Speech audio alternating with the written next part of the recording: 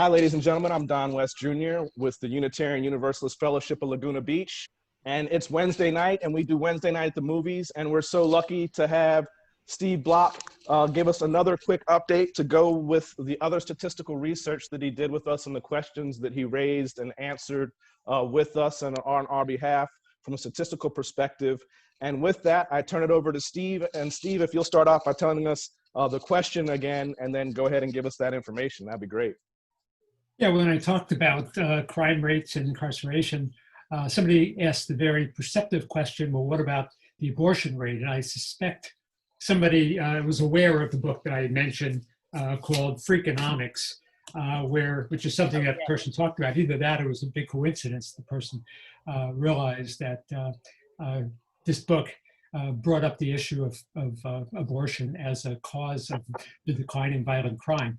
Just to repeat for a few seconds, I talked about the fact that from 1980 to 2004, while there was a quadrupling of number of people who were imprisoned in this country, the crime rate was dropping by 50%, and the violent crime rate dropped 38% during that period. So the question that arises, of course, is what's the cause of that? And I basically did oversimplify the answer, saying that we really didn't know. So let me explain that just slightly. But first, let me address the question of abortion, which is such an interesting question. And at first, it seems illogical. In fact, the author of the book, Steve Bloch, wrote, to discover that abortion was one of the greatest crime-lowering factors in American history is, needless to say, jarring. It feels less Darwinian than Swiftian. In other words, it feels more like a satire than it does about eliminating the weakest people in society. So at first, when you hear about this, again, it sounds like somebody's making almost a joke that abortion rate declines would cause a drop in violent crime. But if you think about it, what basically Stephen Levitt was arguing was that what group is there that is more likely to commit crimes than children who weren't wanted and were largely born into poor families? So Stephen Levitt was able to perform an interesting experiment using the data, because as most people know, Roe versus Wade legalized abortion in this country, and that was in January of '73. But before that, certain states had come on board allowing abortion before that, and that had gone back to, let's say, the '60s, when New York State and some other states allowed it. So that allowed for kind of a natural, experiment. And what Levitt found, the result of his study, was that, to quote him, between 1988 and 1994, violent crime in the early legalizing states, that's the early states that legalized abortion, fell 13% compared to other states. Between 1994 and 1997, their murder rate fell 23% more than those of the other states. So one of the big causes of the decline of violent crime in this country was the abortion rate. And that's something that's also cited in the other book that I had mentioned, The Great American Crime Decline by Franklin Zimmering, who is a well-known criminologist. Just two last notes. One, when I mentioned that that Zimmering kind of concluded that he didn't know what the cause of the decline in the crime rate was.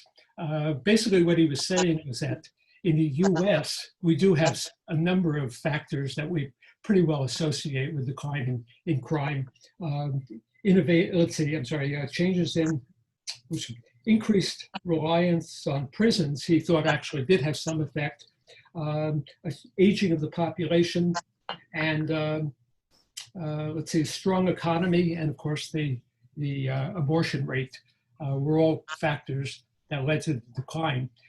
To specify what Zimmering was saying was that in Europe, by contrast to the US, those factors didn't necessarily apply, and yet in Europe, there were declines in crime rates. And so when he tried to look at it as a whole, he said, well, gee, I can't figure out a magic bullet. In other words, if this factor exists, you will get a decline in the crime rate. And so that was kind of interesting that, that the factors that pertain in the US didn't necessarily hold in Europe. So that was the cause of his comment, that he really wasn't sure about what the cause of the decline in crime was. A last comment that I wanted to make came out of a conversation with a friend of mine, because they also talked about the idea of the defunding the police. And I was talking to a friend of mine who not only has credibility because she has a friend of mine, but she was the head of the state drinking and driving task force for more than 10 years. That's my friend Patrice. At least Linda and Oakley have met them. And Patrice's comment, she's worked closely with police, and she was also a researcher up at the DMV and in areas of drinking and driving in particular. And Patrice's comment was, she said, Steve, you know what the biggest cause of police death are? It's not interceding into violent situations.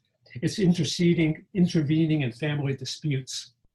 And so that's kind of interesting. In other words, if you're trying to decide exactly how do we go about sending out police or making a decision whether to send out a social worker or send out some sort of a social services person instead of police, things that seem innocuous to start with aren't necessarily going to be innocuous. So anyway, that's the reason for her comment.